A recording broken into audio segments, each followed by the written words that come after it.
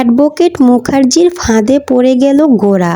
গোরাকে জ্বালানোর জন্য এলাকে ডেকে এলার সঙ্গে আইসক্রিম খেলো অ্যাডভোকেট মুখার্জি।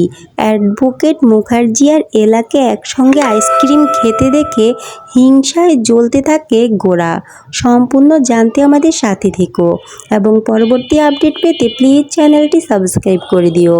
আজকের পর্বের রিভিউতে দেখা যাবে গোরা ভীষণ কষ্ট পায় এলার কথা ভেবে, কারণ এলার সামনে নেহার কথা বলে দিয়েছে, তাই ভেবে গোরা কষ্ট পাচ্ছিল। রোমিও এসে বলে, দাদা ভাই আমি তোকে একটা কথা বলি, আমার কথাটা শোন। তুই একবার এলা বৌদিকে নিজের জীবনে জায়গা দিয়ে দেখবি তোর জীবনটা পুরো বদলে গেছে। তুই এলা বৌদিকে ভালোবেসে ফেলেছিস, কেন তুই সেটা স্বীকার করছিস না? আর তখন গোরা বলে, না এটা কখনোই হতে পারে না, আমি ওনাকে মুক্তি দিতে চাই, আমি ওনাকে চিরতরে মুক্তি দিতে চাই, আমার জীবনের সঙ্গে জড়িয়ে ওনাকে আমি কষ্ট দিতে চাই না রোমিও। রোমিও বলে, ছোট মুখে বড় কথাটা আমি বলে ফেলেছি দাদা ভাই, কিন্তু তুই আমার কথাটা একবার মেনে চল, দেখবি তোর জীবনটা সুন্দর হয়ে যাবে। কিন্তু রোমিওর কথা কোনো গুরুত্ব দিল না গোরা। অপরদিকে এলাও গোরার কথা ভেবে ভীষণ কষ্ট পাচ্ছিল।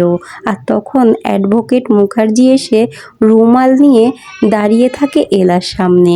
এলা সেই রুমালটা দিয়ে চোখের জল মোছে। আর তখন অ্যাডভোকেট মুখার্জি বলে, কি এত কান্না কেন? আপনি যদি কোনো সমস্যাতে পড়েন আমাকে জানাবেন, সকল সমস্যার সমাধান আমি করে দেব। এলা বলে, আমার তো এখন কোনো চাকরি নেই, আমি একটা চাকরি পাই তারপর আমি আপনাকে সমস্ত টাকা চুকিয়ে দিব। আর তখন অ্যাডভোকেট মুখার্জি বলে, তাই বুঝি? আমার না একটা ছড়ার কথা মনে পড়ে গেল, ছড়াটা কি শোনাবো? আর তখন এলা বলে, ছড়াটা কিন্তু আপনি খুব ভালো মিলিয়েছেন। এই বলে অ্যাডভোকেট মুখার্জি এলাকে হাসানোর চেষ্টা করে। আর তখন অ্যাডভোকেট মুখার্জির ফোনে একটা কল আসে, দাদু কল করে, কিন্তু সেটা অ্যাডভোকেট মুখার্জি বুঝতে দেয় না এলাকে। এলা বলে, আপনার ফোন এসেছে মনে হয়। অ্যাডভোকেট মুখার্জি বলে, হ্যাঁ আমার একজন ক্লায়েন্টের ফোন এসেছে, ক্লায়েন্টের কাছে যেতে হবে, এখন তবে আসি। এই বলে এলার কাছ থেকে বিদায় নেয়। এরপর অ্যাডভোকেট মুখার্জি দাদুর কাছে চলে যায়। দাদু অ্যাডভোকেট মুখার্জিকে ফোন করে বলে, তুমি আমার কাছে আসো, আর আমাদের প্ল্যানটা আরও জোরালো করতে হবে।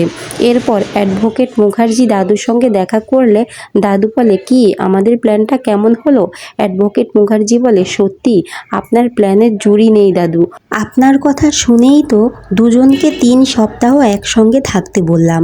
দাদু বলে, এবার আরেকটা প্ল্যান করে ফেলো দুজনকে একসঙ্গে করার। আর তখন মেঘলারা চলে আসে। মেঘলা বলে, দাদু এটা তোমার প্ল্যান? রোমিও বলে, দাদু আমায় ক্ষমা করবে, আমার পেটে কোনো কথা থাকে না সেটা তো খুব ভালো করে জানো, তাই আমি বলে ফেললাম। আর তখন দাদু বলে, ওদের বলেছ, কিন্তু আর কাউকে বলবে না, তবে কিন্তু আমরা গোরা দাদু ভাই আর এলা দিদি ভাইকে এক করতে পারবো না। রোমিও বলে, না না আর কাউকে বলবো না। এরপর দাদু আরেকটা প্ল্যানের কথা জানায় ওদের সবাইকে। সবাই তো প্ল্যানটার কথা শুনে অনেক খুশি হয়ে যায়। অপরদিকে দেখা যাবে আলিয়া দেখা করতে যায় মৈনাকের সঙ্গে। মৈনাককে পুলিশ অ্যারেস্ট করে নিয়ে যাচ্ছে। তখন আলিয়া বলে, শোনো আমি তোমাকে এখানে কিছুতেই দেখতে পাচ্ছি না, আমি ওই পরিবারকে জ্বালিয়ে পুড়িয়ে শেষ করে দেব। মৈনাক তখন আরেকটু সুযোগ পেয়ে গেল আলিয়ার মাথা ওয়াশ করার জন্য। আর তখন সেখানে চলে আসে নেহা।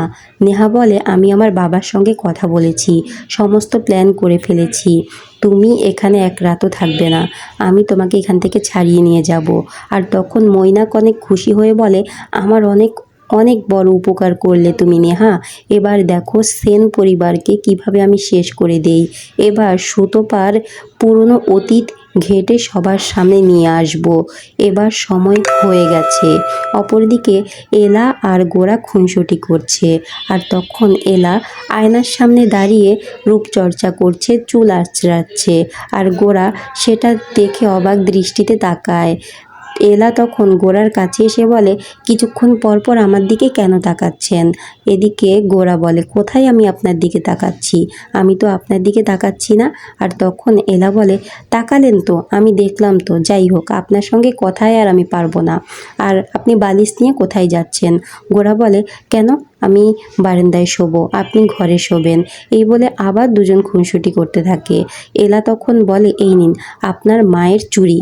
গোরা বলে, আপনার এত বড় সাহস, আমি আপনাকে চুড়িটা দিয়েছি আর আপনি চুড়িটা হাত থেকে খুলে আবার আমাকে রিটার্ন করছেন? এলা বলে, রিটার্ন করব না কেন? আপনি আমাকে মিথ্যে কথা বলে চুড়িটা দিয়েছেন। আপনি বলেছেন এটার আরেকটা চুড়ি আপনি কোথায় সেটা জানেন না, হারিয়ে ফেলেছেন। অথচ সেই চুড়িটা নেহার কাছে, আপনি নেহা ম্যাডামকে দিয়েছেন। আর তখন গোরা বলে, কই না তো, আমি তো নেহাকে চুড়িটা দেইনি, মনে মনে বলছে। আর তখন গোরা বলে, কি বলছেন কি? আর তখন এলা বলে, হ্যাঁ, সেই জন্য আমি এই চুড়িটা পরবো না। গোরা তখন জোর করে এলাকে চুড়িটা পরিয়ে দেয়। এলা চুড়িটা হাতে দিয়ে ঘর থেকে বের হয়ে আসে। মনে মনে কিছু একটা বলতে থাকে এলা। অপরদিকে গোরা মনে মনে বলে, কিভাবে নেহার কাছে চুড়িটা গেল? আমি তো নেহাকে কোনো চুড়িটা দেইনি, তবে নেহা কিভাবে চুড়িটা পেল? ওদিকে সুতপা তার পুরনো বয়ফ্রেন্ডের সঙ্গে কথা বলছে, সেটা দেখতে পেয়ে যায় এলা। এলা বলে, মা এত রাতে কার সঙ্গে কথা বলছে আর বাড়ি থেকেই বা বের হয়ে যাচ্ছে কেন? আমাকে দেখতে হচ্ছে ব্যাপারটা। এরপর এলা সুতপাকে ফলো করতে লাগে। সুতপা বাহিরে একটি লোকের সঙ্গে কথা বলছে। লোকটি সুতপার কাছে অনেকগুলো টাকা চাইছে। সুতপা বলে, এর আগেও আমি তোমাকে অনেকগুলো টাকা দিয়েছি, আর কোনো টাকা দিতে পারবো না। আর তখন লোকটি সুতপাকে ভয় দেখায়, বলে, তুমি যদি আমাকে টাকা না দাও আমি কিন্তু সবটা সবাইকে বলে দেব। সুতপা বলে, না না, তুমি এটা কাউকে বলতে পারো না। দেখো, এই পর্যন্ত আমি তোমাকে অনেকগুলো টাকা দিয়েছি, এত টাকা আমি কোথা থেকে পাবো বলো তো? আর তখন লোকটি বলে, তবে আমাদের সম্পর্কটা আমি শেষ করতে দেব না, আর তোমাকে টাকা ম্যানেজ করতেই হবে। সুতপা কান্না করতে লাগে।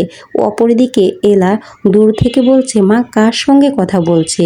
দূর থেকে তো কিছু শুনতেও পাচ্ছি না, একটু কাছে এগোতে হবে। এই বলে এলা যখন একটু কাছে এগোতে যায়, আর তখনই কিছু একটা শব্দ হয়, সেটা সুতপা শুনতে পেয়ে যায়। সুতপা বলে, মনে হচ্ছে এদিকটাতে কেউ একজন আসছে, আমাদের এখানে থাকাটা একদম ঠিক হবে না, এক্ষুনি এখান থেকে চলে যেতে হবে। এদিকে এলা কেউ যেন দেখতে না পেয়ে যায়, সেই জন্য লুকিয়ে পড়ে। এলাকে সুতপা খুঁজে পায় না। এরপর সুতপা বলে, এক্ষুনি এখান থেকে চলো, না হলে কেউ দেখে ফেললে মুশকিল হবে। এলা বলে, কে এই লোকটা? এই লোকটার সঙ্গে মায়ের কি সম্পর্ক?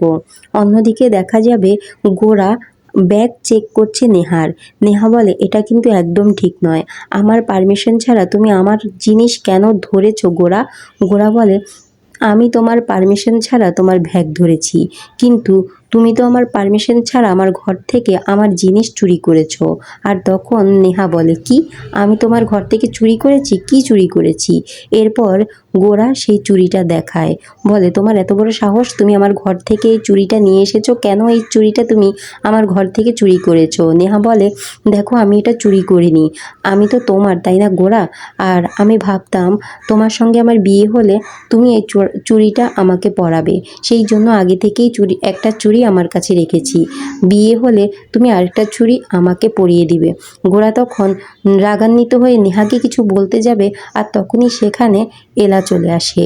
এলাকে দেখে আবারও রোমান্টিক সিন শুরু হয় গোরার। গোরা নেহার সঙ্গে ভালোভাবে কথা বলতে লাগে আর চুড়িটা নেহার হাতে পরিয়ে দেয়।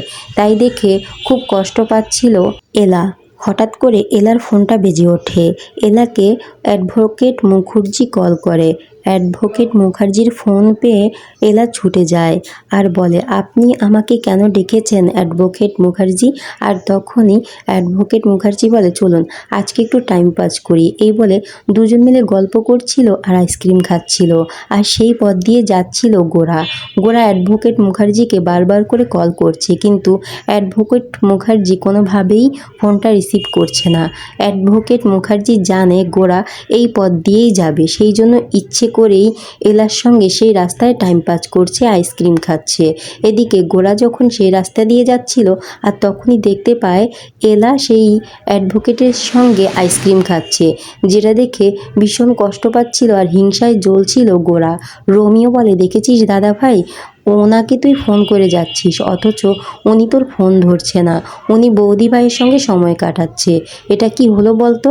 তার মানে কি ওনার বৌদি ভাইকে পছন্দ হয়েছে?